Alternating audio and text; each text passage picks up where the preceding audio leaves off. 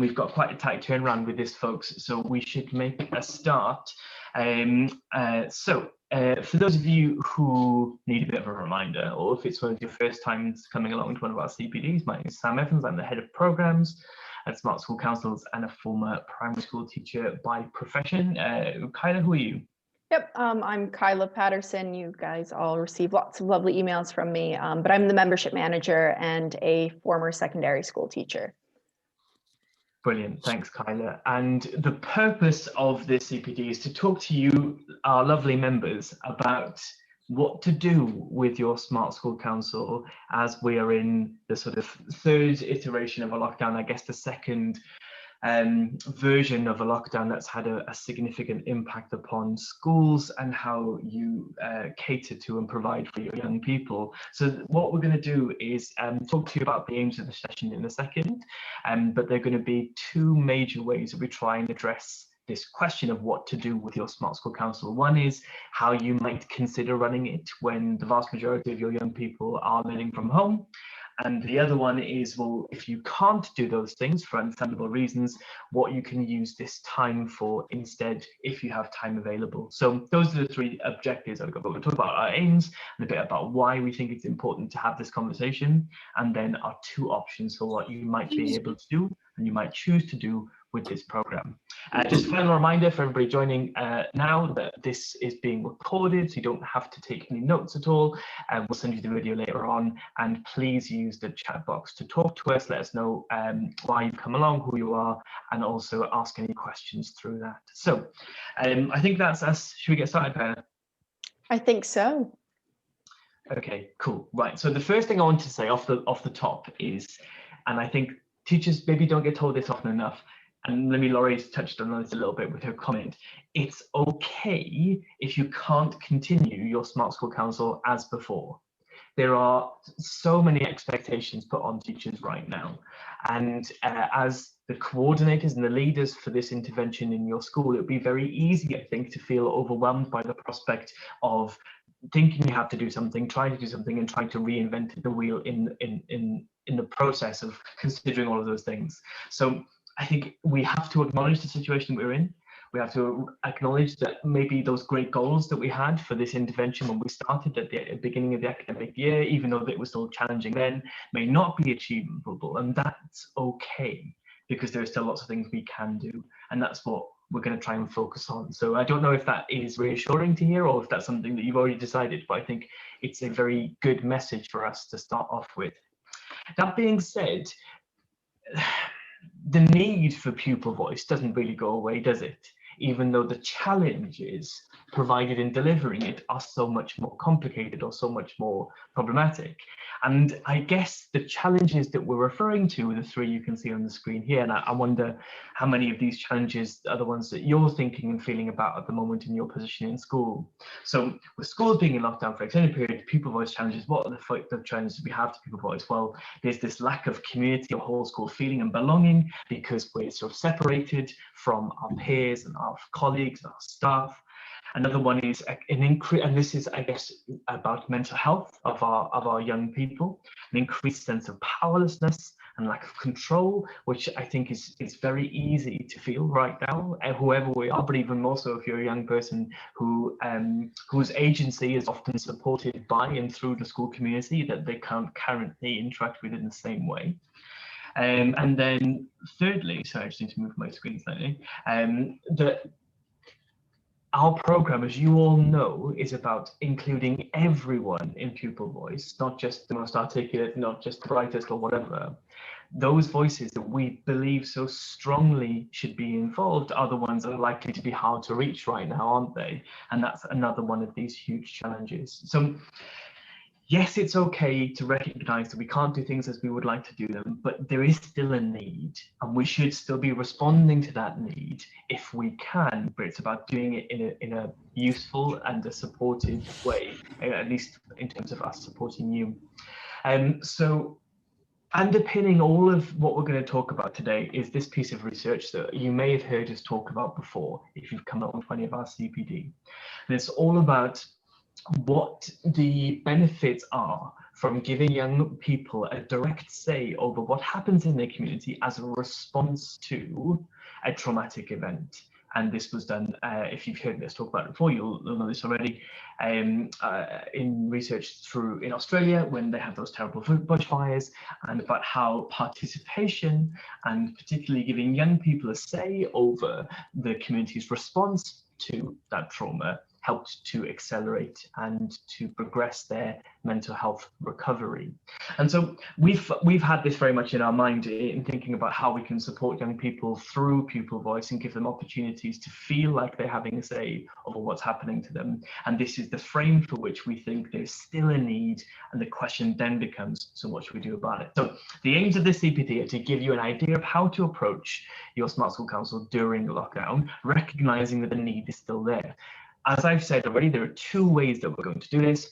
One is about how you can consider running your Smart School Council remotely. Kyla's going to talk about that. And then the second I'll talk about, which is what you can do with the time that we have, if it's until Easter, if it's even longer, who knows, to be in the best possible position to hit the ground running. I can't say that phrase today, Kyla. Hit the ground running again when schools do, inverted commas, reopen. So that's the meat of what we're going to talk about. Very quickly, I think, Kyla, you just want to mention, I think, Home Debate Club, don't you? Yep. So again, thanks to everyone for joining us. And based off of, some of the responses that we got in the chat, it seems like it's a bit of a mixed bag about, how we feel about teaching this time around, whether it's easier or harder. I think it just sort of like speaks to the duality of this sort of situation. So thank you for sharing that with us. So before we get into, how to be running, the core program during lockdown, we do want to highlight one of the ways that we're supporting Pupil Voice for all of our member schools and schools throughout the UK. So we have Home Debate Club. I'm sure you've all received emails, and I know a few of you here have what I would consider superstar schools who are participating in a huge way through Home Debate Club. So if you haven't heard about Home Debate Club before, it is a weekly guided 10-minute online activity that allows young people and their families to participate in a national debate. It's aimed for students between the ages of 6 and 12, and it is supposed to help them feel like their voice matters and improve their oracy skills. And a new debate goes live every Monday and runs for a week. Last week, we got nearly 6,000 students and their families participating across the UK. And this week, Sam's presenting the debate this week. We're doing quite well. We're about 4,000 students who've gotten involved, and it's only Tuesday. The best thing about Home Debate Club is that it's mobile friendly as well. So for students who don't necessarily have access to, ample technology at home, they have the ability to do it off their phone or their parents' phone as well.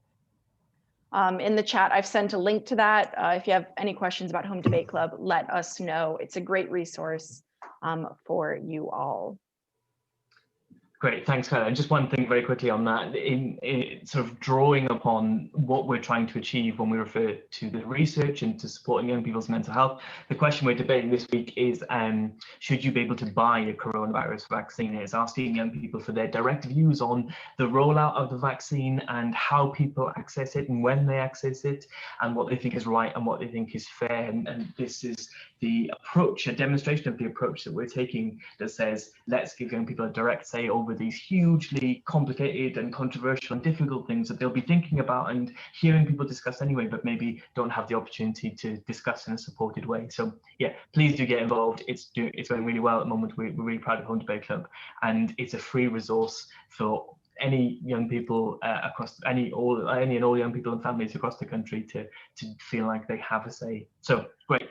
Now, Kyla, with that, I think really importantly suggested, we're going to talk about the first of our responses to the aim of what we can do with our Smart School Council by talking about remote learning and continuing to use the program. So Kyla, do you want to talk us through that? Yep, of course. So if you click to the next slide first, though, Sam, I'd appreciate that. Oh, yeah. Sorry about that. Oh, yeah, no worries. So the first thing that I'd want to know is, we're going to just do a quick poll. So how many of you have actually done something with your Smart School Council over this lockdown? If you can click on the reaction button on Zoom and give me a raised hand if you have done something, or in the chat box, let us know if you've done anything either. Remember, it's okay if you haven't. That's why we're all here today.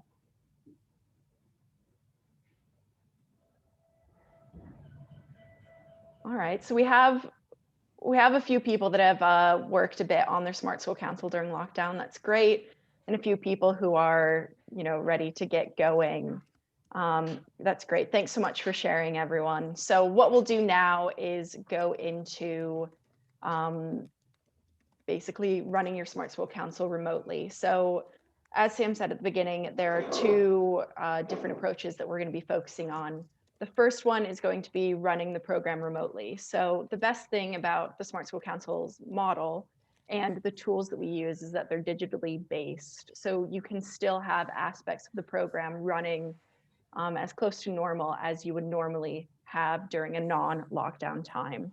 So class meetings in particular, and the communications team is something that can be taken online and kind of sustained throughout lockdown. So we're going to focus on adapting your class meetings to be held within a digital classroom, and then also getting together with your communications team virtually to plan things out. So when it comes to adapting the class meetings, there's two approaches that you can take. And Sam, if you could go to the next slide. Perfect. So with adapting the class meetings, the first approach that we would recommend is to hold the class meetings through your digital classroom. So this is probably the most similar to the way that the class meetings would be held typically in your school in the actual classroom, but instead it's taking it into the online classroom. So the requirements that you would need for this is just a live online class, the ability to share your screen, and the ability to create breakout rooms. So it would be within those breakout rooms that classes and those small groups could go over the question and still have their voice heard and put into the class meeting tool. The biggest changes then with that would be that the teacher would have to act as the class meeting leader and the note taker, because they would be sharing the screen.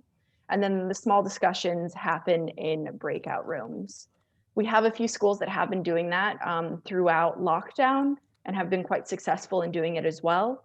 I would highly recommend, if you're able to, have this within a live online class, and get your staff to dedicate about 10-15 minutes to a class meeting at some point during lockdown. I would highly recommend this approach. Now, we do have another approach, which is a bit more work on the back end for you as the lead teacher, but it would involve sort of changing the classes on the class meeting tool.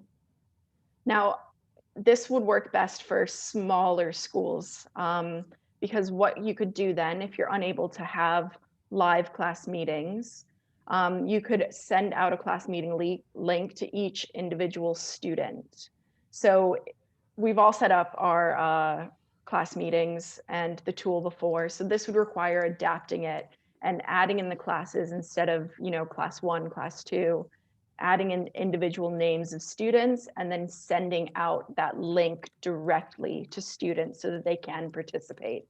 I do want to put a big caution on this one though for everyone. It can get a bit messy if you have a large student body that you want involved with this, but it is something that we would be able to help you with. So if you're worried about, implementing that change to the class meeting tool, we can help you with it. You just have to let us know.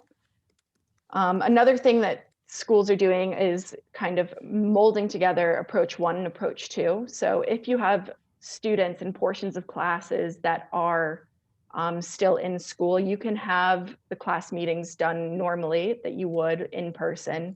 And then for those who are at home, you could set up a separate class, potentially class 1 home learning, and then hold a online class meeting with that portion of the class as well, to get them involved even if they're not in an actual physical classroom.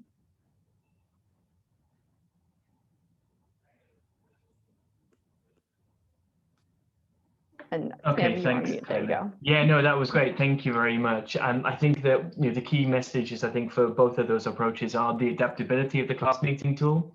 So if you still want to use your class meeting tool, if there are questions that you want to ask your pupils, even though the vast majority of them maybe aren't in school, and Kylie's given us 2 ways in which we can do that. And remember, like Kyle was just saying, that if you want support in exploring either one of those routes for continuing to use it, let us know. We can help you with that. Some of our member schools are doing it already, so we've learned from them as much as we're thinking about it ourselves, and we can pass that knowledge on for sure. So thank you, Kyla, that was really good. Now, the other element, I guess, or the other approach, or response is probably the right word, to the situation we find ourselves in, is to consider how we might be able to use the time. And I say that very sensitively, recognizing that lots of teachers are very busy at the moment. But what we can do, I think, what would be right to do, whilst most of the students are remotely learning, is consider how we hit the ground running when they return. If we aren't going to try and adapt the program in some way, like Kyla's just identified, and there are 1,000 understandable and legitimate reasons why that might be the case, this is your next decision. This is the other thing that you can do. So that's what we're going to try and focus on a little bit now.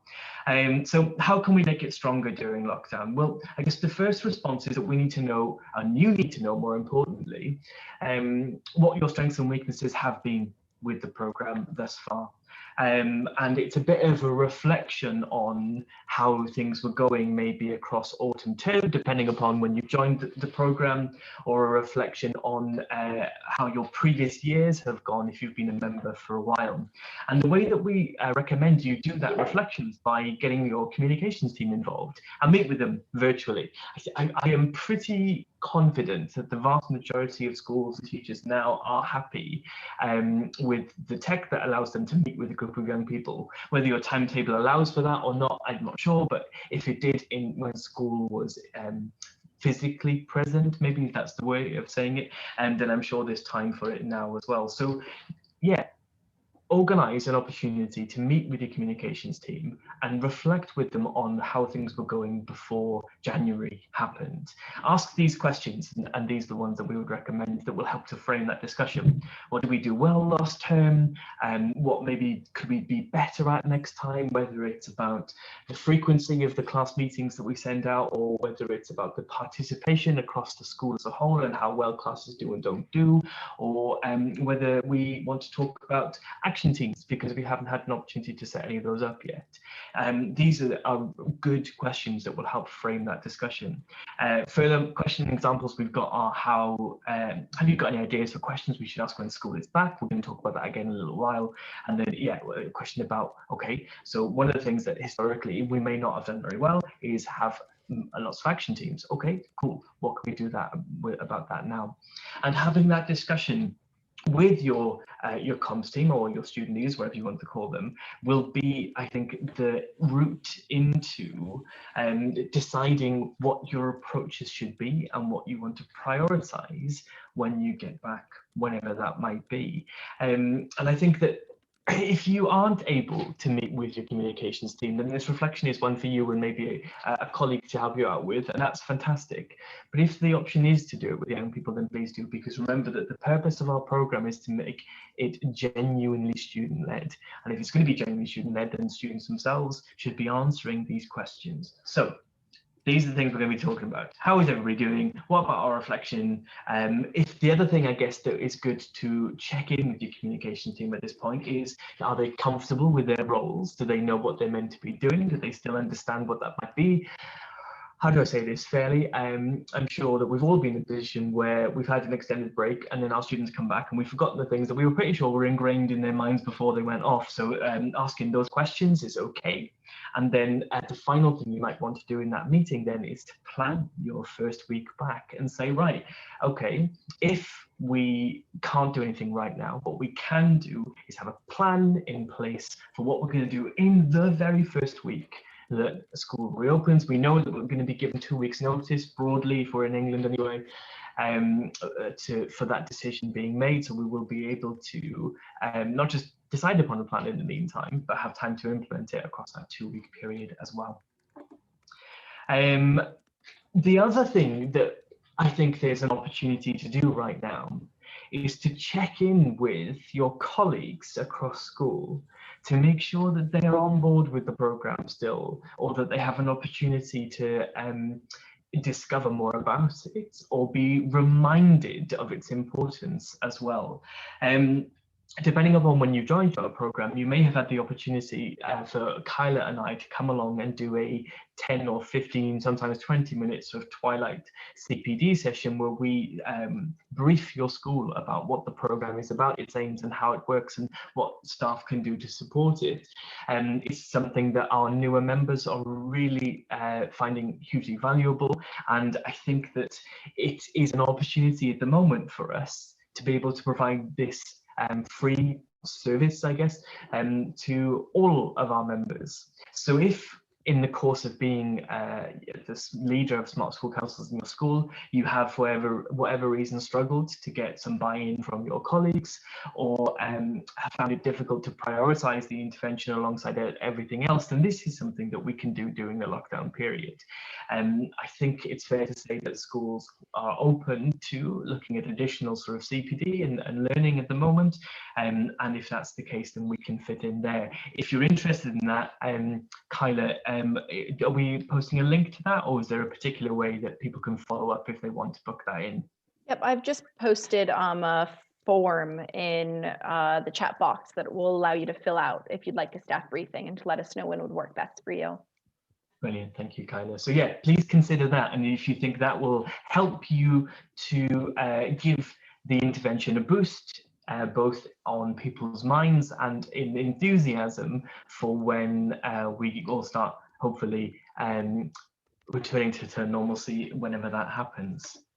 And then I think the other thing that is important to remember with this time is how important that first week of reopening, and I say that again in inverted commas because I don't like the term necessarily, but it's useful, is in terms of momentum, and also how important it is for young people returning.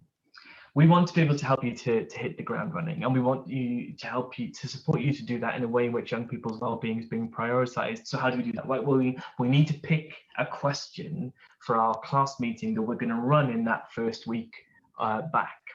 And if we're going to give it some great thought, then that question might be about these big changes that the young people have gone through, and giving them an opportunity to make a decision on what the school does in response. We'll talk about some suggestions for questions in a second, but I think I can't emphasize from our perspective anyway, how important that is.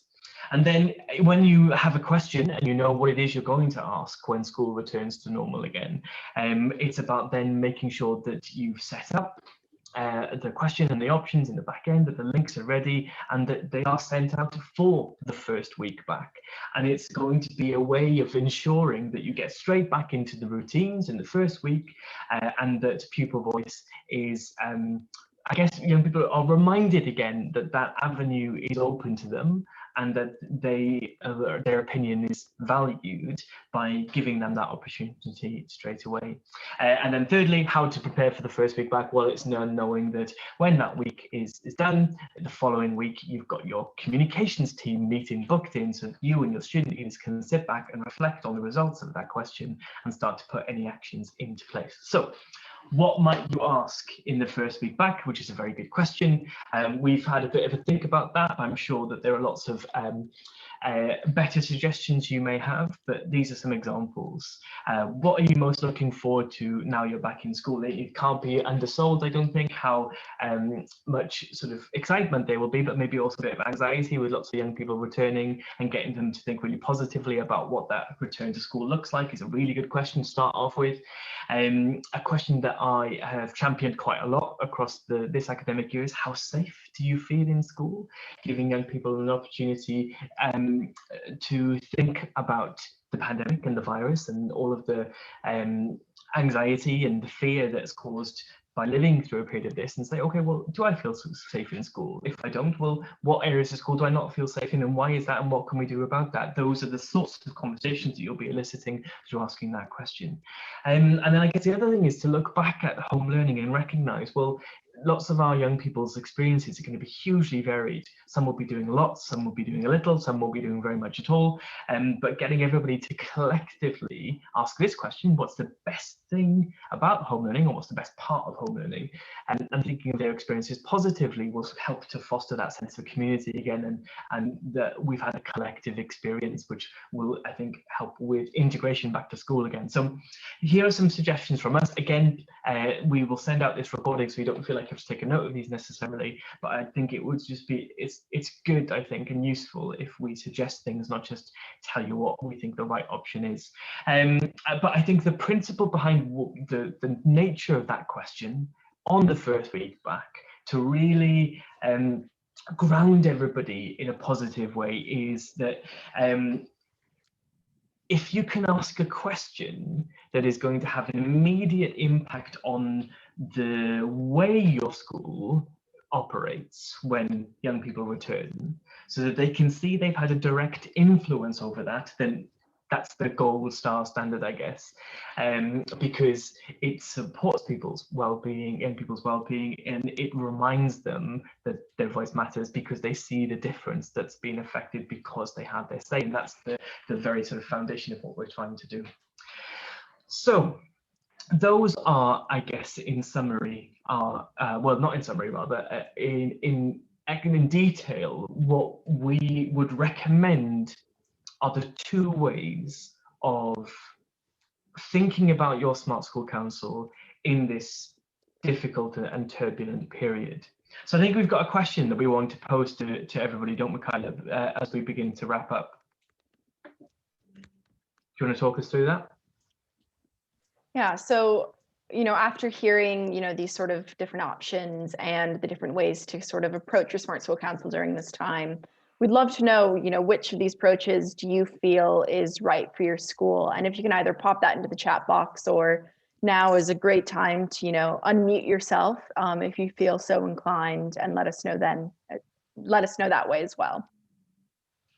Cool. So yeah, I think it would be right of us to end this by turning the sort of learning back on you and saying, okay, well, we've talked about two different approaches. One where you try and adapt the program to continue it in some way. One where you use the time to reflect on what's gone well so far, what you want to achieve when schools open again, and make that decision now. Because I think you'll be more than equipped to be able to do that, and let us know. Our job, which we take incredibly serious, is to support you in whatever way you try to implement the program, or stop and reflect and pause, I guess, to a degree. So we'd love to know what your plans are, what you think is the right approach for your school, and then we can sort of be aware of that in the way that we support you moving forward. So yeah, please do tell us your decision. Whack it in the chat box now. And then what I should have also mentioned at the start, but I will say now, is that Kyla and I are very keen to have any further conversations that you might have around questions or help or support you might need as soon as 4 o'clock is over. So we're going to hang out in this Zoom for the next 15 minutes, 20 minutes or so. So if you want to ask any questions, if you want to get specific support, then just hang around as everybody else goes off to do lots of other things I'm sure they have to do, and then we can respond to you directly.